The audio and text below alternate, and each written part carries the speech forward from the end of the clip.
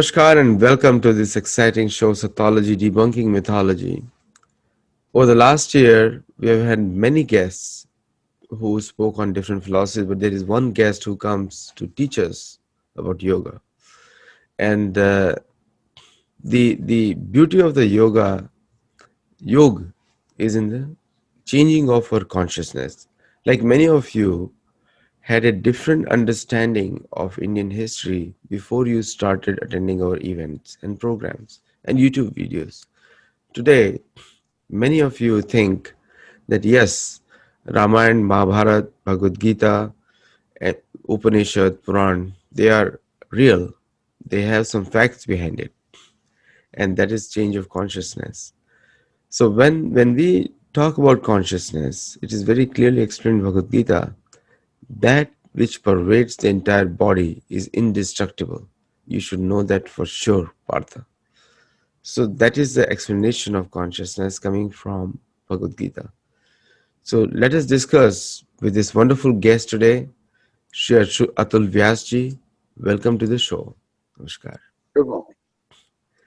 So you spoke about little bit about consciousness, yoga of the consciousness, yoga of the consciousness.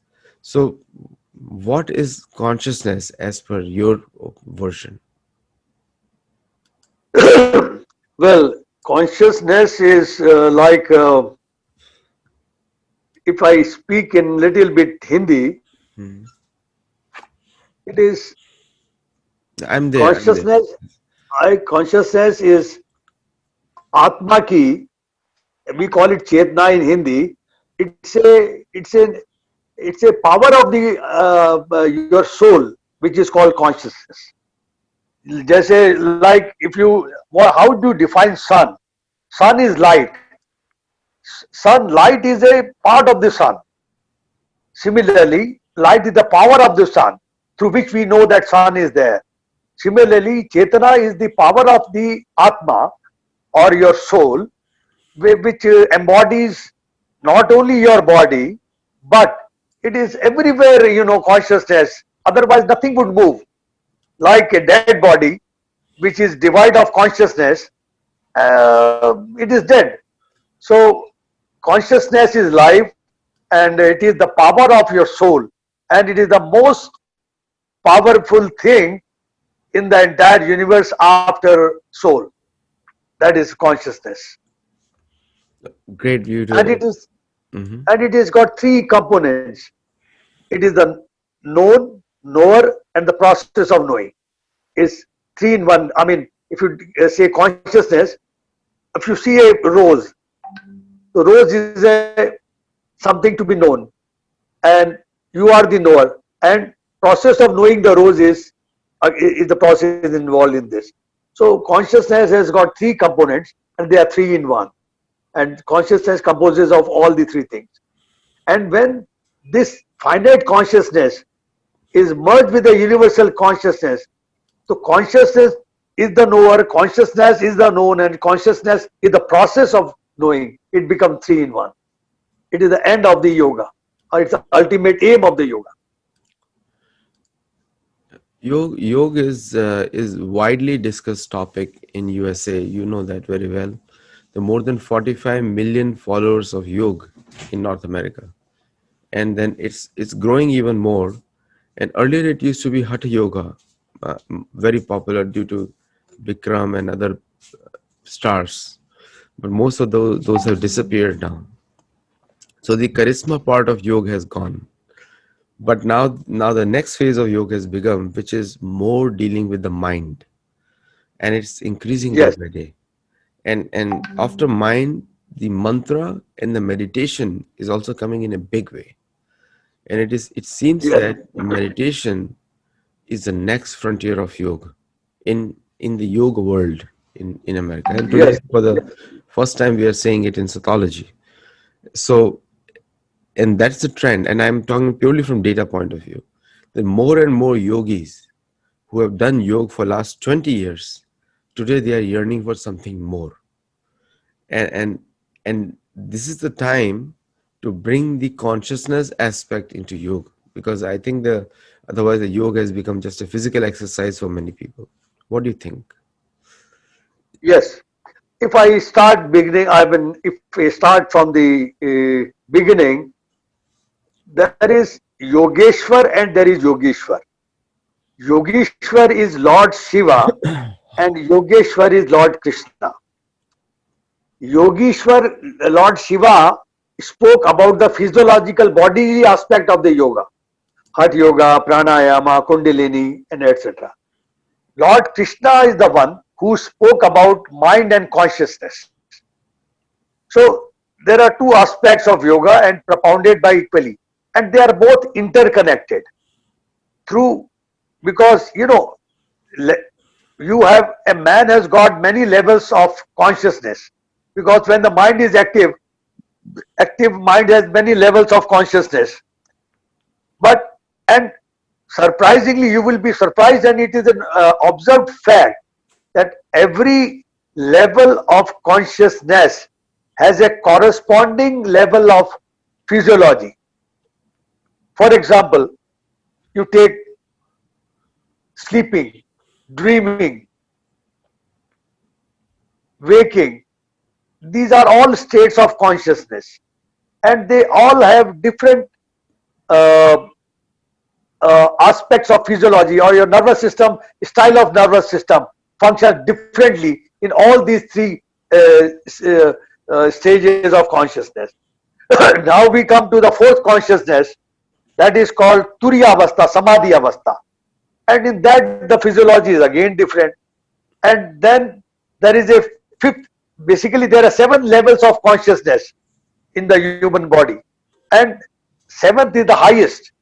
So then there is a fifth level of consciousness which is called uh, cosmic consciousness, and then there is sixth level called God consciousness, and the seventh is the ultimate called Brahmasti consciousness, which is the universal ultimate consciousness. So, and all these consciousness have measurable physiologies. Well, for the last three, they could not be measured till date, but yet we can physically say that these things are happening from externally. So these are the aspects of this physiology. So, so basically, if you do a physical yoga, there are different levels of consciousness attached with that physical yoga. If you do asanas, different asanas have different consciousness, and the most important consciousness as per the healing is that is called body consciousness. Actually, that consciousness comes into play when you sleep, because when you sleep, your mind and intellect, they don't interfere. When they don't interfere, the body consciousness comes into play and heal the body. So in meditation also, when mind and intellect are kept away, then that body consciousness starts healing. Therefore, they say from medications to meditation, or from meditation is very healing, and this is the time, as you rightly said, is the time of healing. I mean, meditations. So this is the science behind meditations, and meditation transforms consciousness as well as it transforms your physiology. For example, if you meditate physically first time, like, then your blood pressure will go down, your heart rate will go down. It can be measured. It can be measured, and oxygen consumption will go down, and skin resistance will go up. So many physiological changes will happen which can be measured when you start doing meditation, and this is all established scientifically. But as and on you go to the different levels of consciousness, like you are going to a high rise building, so everything changes. Your view changes of the world. Your reaction changes of the world. If you go on the first floor, you see the surroundings in a different way. You go to the second floor, you see the surroundings in a different way. You go to the third floor, you entirely see the new perspective. So this how the perception also changes. Your thinking, your activity, your reactions also changes. So this is the beauty. I mean, this basically yoga is a journey of consciousness from Muladhara to Sahasradhara. So you mentioned about the ultimate state as merging. Now, when we live in USA or other countries, it's a very scary word. It's a highly individualistic environment. And when we talk about merging our identity, it's a destruction of my own thoughts and feelings, individuality. Now, we can merge in like in quality, but not actually destroying our identity. Like Bhagavad Gita says, "Noto eva aham jatu nasam, notam neme janadipa." He says that we're all independent. There was never a time where you were not there, I was not there. So this stage of merging, when you say the merging, is it the merging in terms of making the purpose as one, or is actually destroying the identity of the soul? No, no, no, no, no. It is nothing distraction, no distraction of identity. It is, see, we are all interconnected. We are all interconnected by this consciousness. It is just that your ego, when comes, you become an individual consciousness. That is individuality. So your individuality cannot be destroyed. Your existence, individuality is your existence, and existence cannot be can never be destroyed. That is what Gita says all about. Existence and soul is equal. I mean, they are one and the same thing. I mean, you can call his existence, soul is exist. So they are indestructible. So there is no question of merging. The question is only the merger is already there. You have to only realize it. As an end, you grow. You realize that, oh wow, I am so tall, I am so strong, I am so healthy, and I can connect to the entire things through the power of intention. When you do start doing yoga, I do not know. I mean, I can share my experience. When as I am moving on this path, my entire being, my thinking, I have become very honest. I cannot lie. I cannot uh, think of taking others things or even desire of other things, possessions. So these are the things coming into me all on my own. That does not mean that I am losing my identity, but that does mean I am discovering my real identity. Yoga is the discovery of your real you. The fake you goes away. The real you emerges. Yeah, no, very good point, because some people who are scared of yoga as destruction of identity is not the case. Neither yoga is converting your identity also, but the yoga is connection of your own consciousness with something more divine. Like there is a mantra called Om Purnamada Purnamidam Purnat Purnam Udachite. It says from the Ishopanishad of Yajurveda. So it says that if there is Purnasya any incompleteness, Purnamadaya Purnamevavashishyate.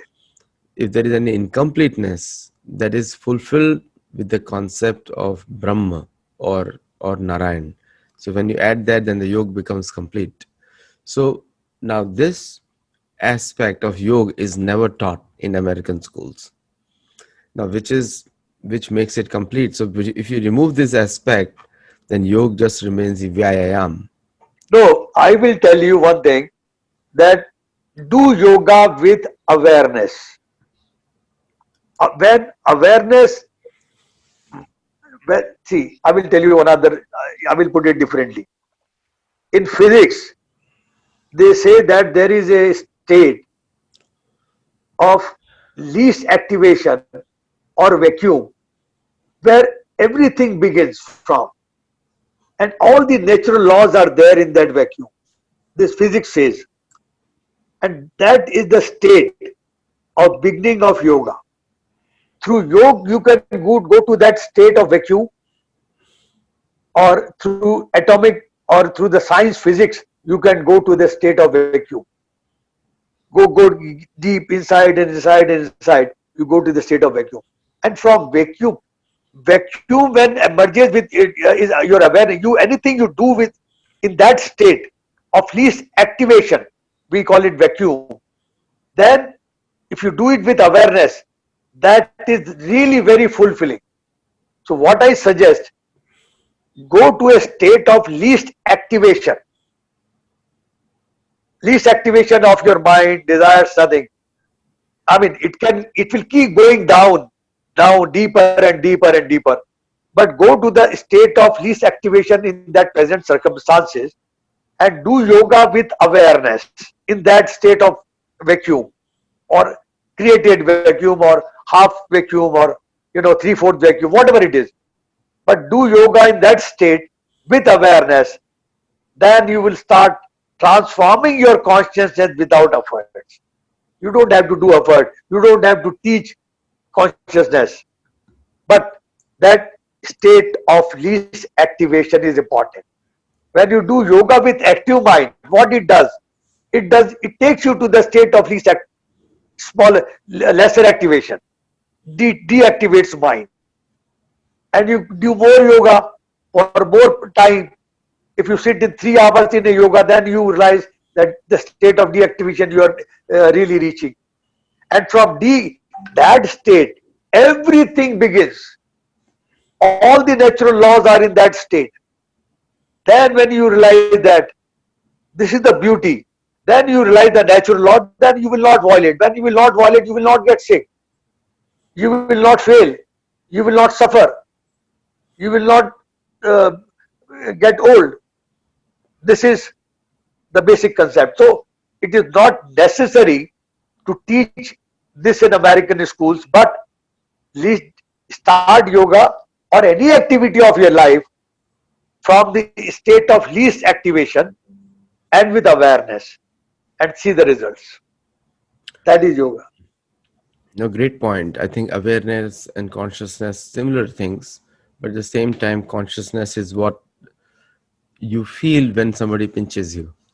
Otherwise, you won't feel when there is no this conscious. There is some pain, you know, that's in the body. Then that shows that you have consciousness. Now, another misconception coming to many of the people here is connection of yoga and religion. And let me take it because I love to be linguistic to some point, to add to some extent. Yoga means to reconnect, comes from yuj dhatu in Sanskrit, and religion is a Latin word. Religion means joining your legion back, which is like joining your original uh, uh, source back. So it's a similar meaning. So yoga and religion have the same meaning, but the connotations are different. Yoga is more of a scientific self-exploration, and religion is a dogmatic, somebody telling you what to do. So now in this context, the yoga becomes a little bit different. So there are many sectors in America where people say yoga is a Hindu thing. And Well, so so how do we answer that?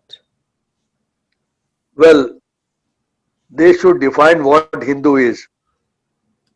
Hindu is a huge conglomerate of people having various faiths. In Hindus, we have atheists. In Hindus, we have worshipper of trees. In Hindus, we have worshipper of rivers. In the Hindus, we have worshipper of Krishna. We have worshipper of Shiva. We have worshipper of Kali. There is no conflict. And there are atheists. They are all Hindus. So basically, religion is Hindu is a religion of human values. We have got certain values which makes us human being, sensitive human being. Therefore, this I will not call it a sect or religion. It's a faith which comprises everything. Vasudeva Kutumbakam. I mean, you are my family because basically you are also Atma. You are Krishna. You are God. Therefore, we are all one. There is no difference from our perspective from Hinduism, number one. Number two, yoga, when you come, religion, we call it Hindi, dharma. Dharma means duty. Basically, Hindu is all about the duties towards life. We have we have divided the life a span of 100 years in four stages: brahmacharya ashram, grahastha ashram, vanpas ashram, sannyas ashram. So we have divided this life into the four duties of human dutiful periods, and then we have got four aims of life that is applicable to every human being on this earth. Dharma, artha, kama, moksha. Duties, dharma, arth, money, earn money, calm, enjoyment, and moksha, liberation. There has to be balance. If we have got 24 hours, we have to balance that what we have done for dharma, what we have done for making money, how much time we have given for enjoyment, and how much time we have given for developing our consciousness towards moksha. So Hinduism and yoga are not different. Yoga is a duty of every human being to keep his body and mind fit. It has nothing to do with the dogmas. I mean, Dr. Herbert Benson, when he wrote his book, The Relaxation Response Based on Meditation, the Mahesh Yogi used to give mantras, Om, after. He said he found out that you can use any word, sound, one, two, shalom, Allah, whatever. That works the same way as Om. So basically, yoga is nothing to do with any religion or dogma. It is the most scientific duty for every human being to live in this world healthily, happily, and successfully. A great point. Great point. The so Bhagavad Gita, which is the principal book of yoga, you can say, because the word yoga has been extremely popular because of Bhagavad Gita.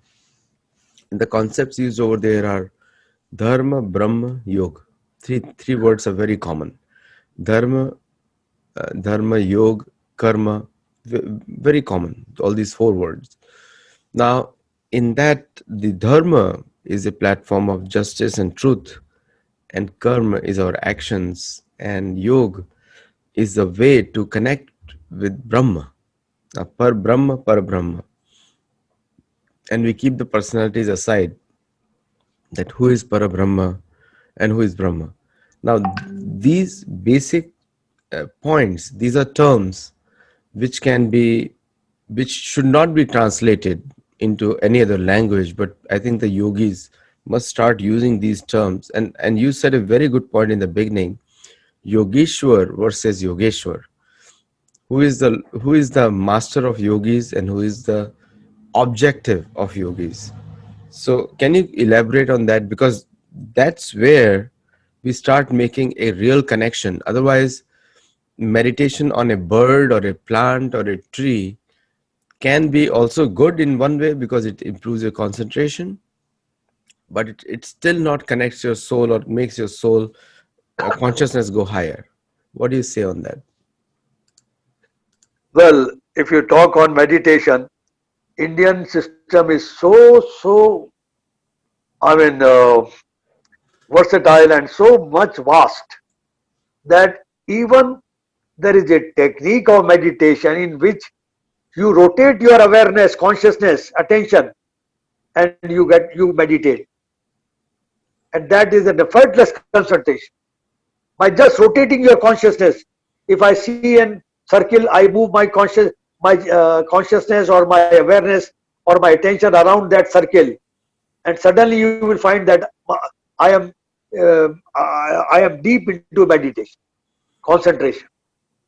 So meditation is basically effortless concentration, and it can be achieved in Kriya Yoga. You rotate your chetana, you get into meditation, concentration. So we need not to concentrate. There are so many things.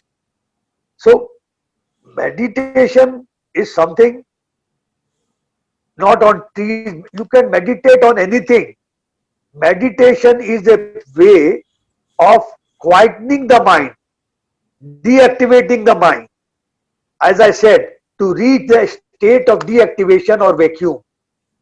You can do it through anything, tree, bulb, any object.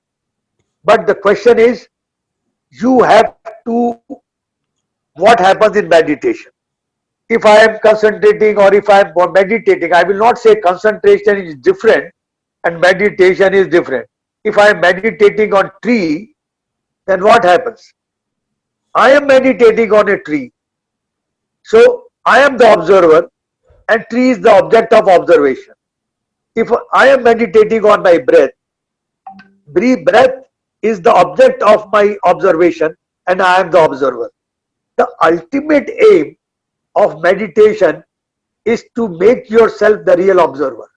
You are not the doer, you are an observer. The sole aim of all kinds of meditation is to make yourself an observer. You are not the doer, that's all. So that is the meditation, and this, I think this answers your question. You made another good point on observer, because I think when we work, in our life, or the most successful soccer teams in the world is Germany, and one of the essential trainings they've given is yoga. And one of the things they're told, and I have the transcript of the instruction manual they have. I'll show it on the screens. Is that that they tell their players that be an observer when you're playing the ball. So don't get, you play. So what happens is that most of the German teams, I mean, they have most consistent record in World Cup in soccer. In other countries, they call it football. They have the most consistent record in the teams. When they play, it's almost like a music to the eyes. It's a feast to the eyes when they play, because they are playing freely and very relaxed. But the best of the best teams, they have to work very hard against them. But you will see the German soccer team very relaxed on the field.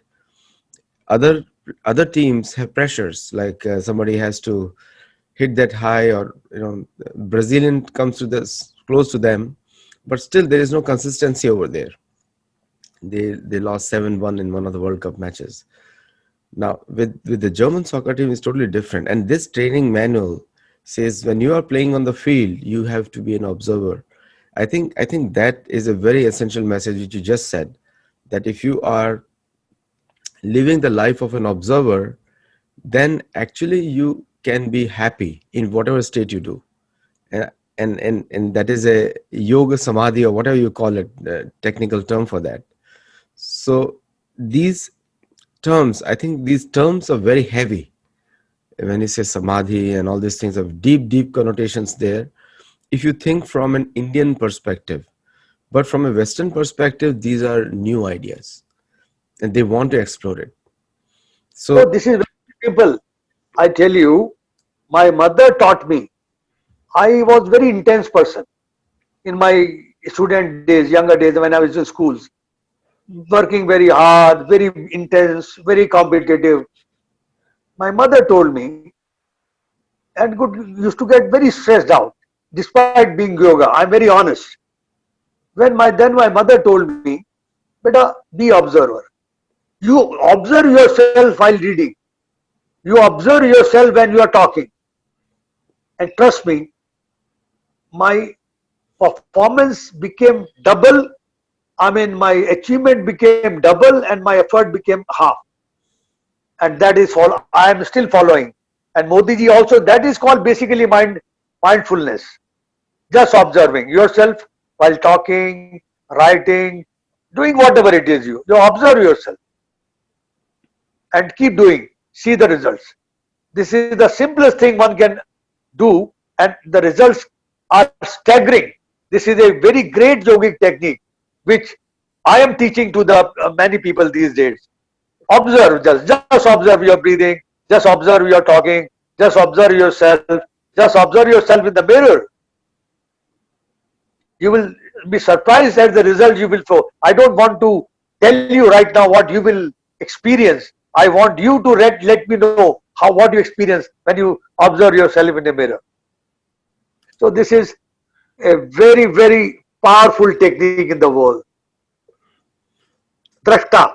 Observer in Sanskrit is drashta. I am drashta, I am not karta. No, it's again a great point because the observer is being observer is one of the principles that we must use, and there are many other modern scholars, and I'm sure they must have gotten this idea from the Indian scriptures of drishta, of being an observer, like keeping yourself away, looking at yourself from a third party view, your own actions. And I think that brings in responsibility also, uh, how you're behaving, what you're doing, and that defines a yogi. I think a yogi with not a good character and yogi with a fake personality doesn't make sense.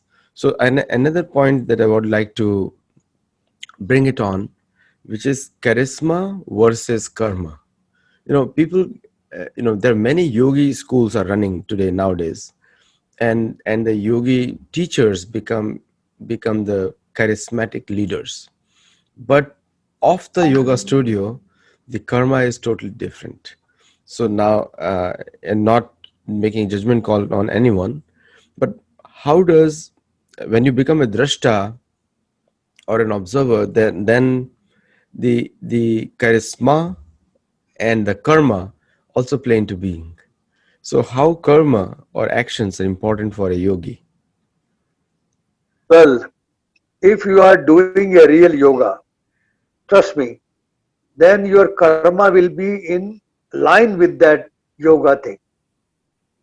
You cannot lie, and you will wean away from drinking. And I mean, this is I have done it with so many people, and I don't take the credit myself.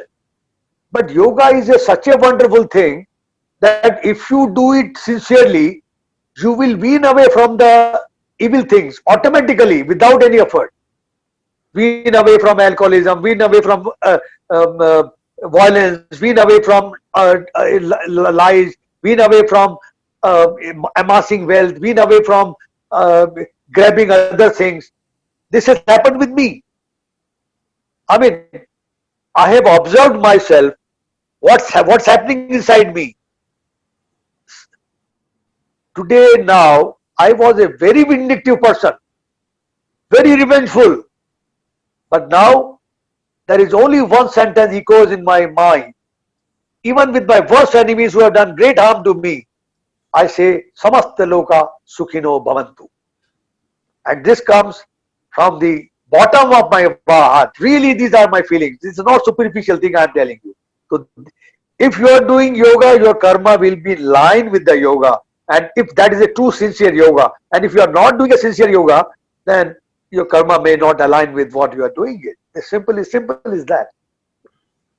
Behavior, science of behavior is very, very critical.